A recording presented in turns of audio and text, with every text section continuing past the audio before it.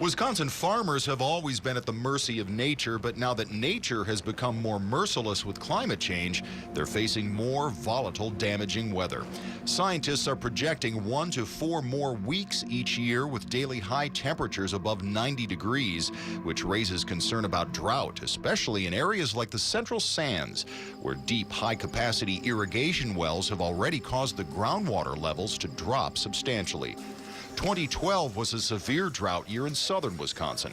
Another problem with the warmer, earlier Wisconsin spring is the high likelihood of a killing frost after the plants have already blossomed.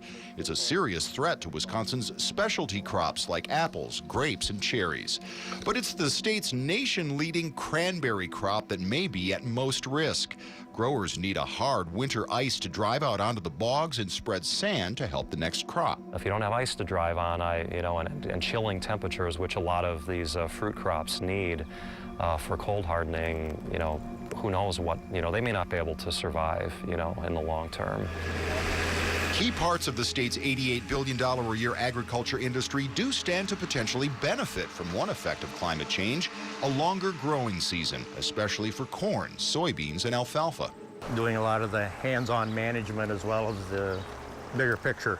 The big picture for St. Croix County dairy owner John Vries includes adjusting to a warmer climate, which gives his crops more time to grow and produce more, but I also see and experience more pests than what we used to.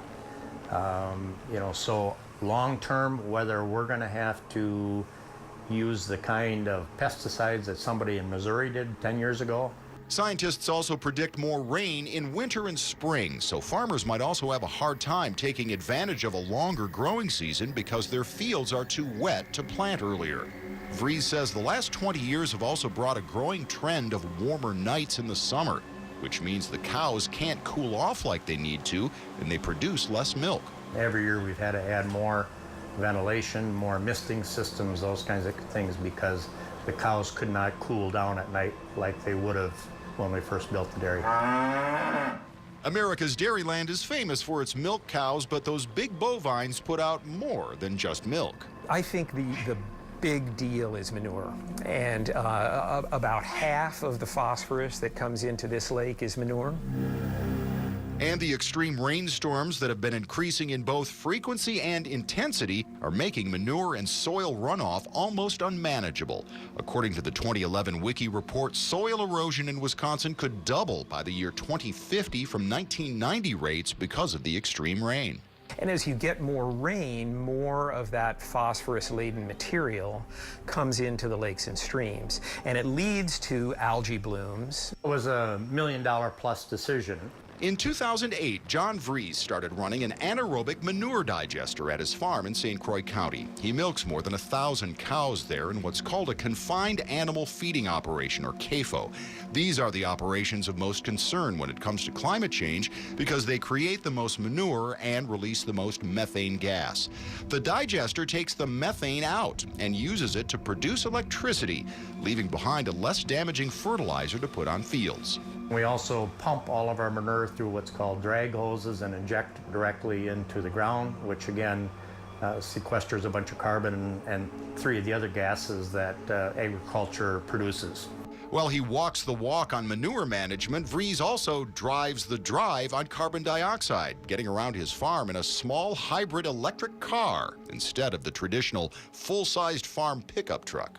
Agriculture is important, but it doesn't have to be either or, a win-lose situation. We can have a win-win situation if we sit down and work together. Former State Senator Dale Schultz led the committee that created the rules for CAFOs in Wisconsin. He also owns a 210-acre farm in Richland County, where he's walking the walk when it comes to fighting soil erosion. My philosophy for farming is farm the best and buffer the rest. And this is a field where the soil's a little thin, so it made some sense to turn it back into prairie. Besides preventing erosion, Schultz has actually reversed the problem in one area where farming over the years had buried a wetland.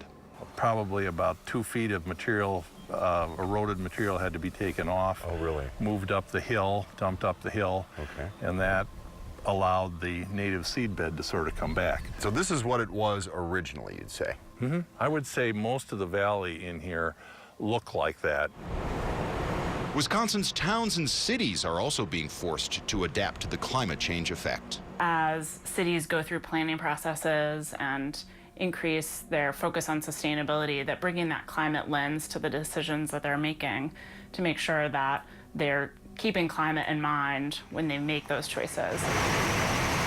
In Milwaukee, climate change made the choice for them. 2008, 2009, 2010, we got hit with these storms, and it was a wake-up call. It slapped us in the face and said, you got to do something. Urban flooding can create a polluted, dangerous situation with runoff from sewers, streets, and fields all filling the streets and people's homes.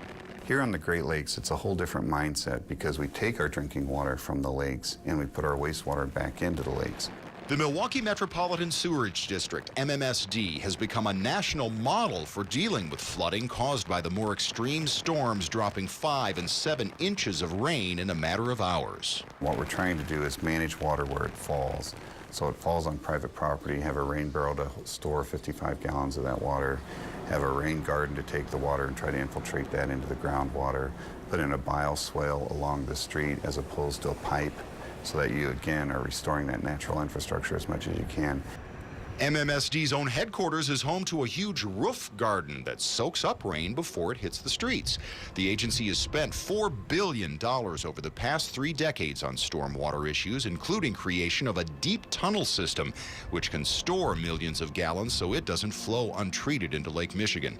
But under Executive Director Kevin Schaefer, Milwaukee is going far beyond stormwater management to address climate change. So this huge wastewater reclamation facility will be able to run that plant on a normal day without using fossil fuels. Instead, the water treatment plant is powered by renewable energy, most of it produced by an anaerobic digester that works like the digesters on farms, using human instead of cow waste to generate electricity. Schaefer's goal by the year 2035 is to run the plant completely on renewables, 80% of it produced by the digester. Dane County is also using digesters in farming areas to reduce manure runoff into the lakes. The extreme rain events are causing similar but different problems for other cities and towns in Wisconsin. For example, in 2008, Spring Green and Broadhead found themselves under floodwater that actually came from below, as heavy rain pushed groundwater levels so high it came up through the surface. Flooding that same year ultimately forced the entire town of Gaze Mills to move to higher ground.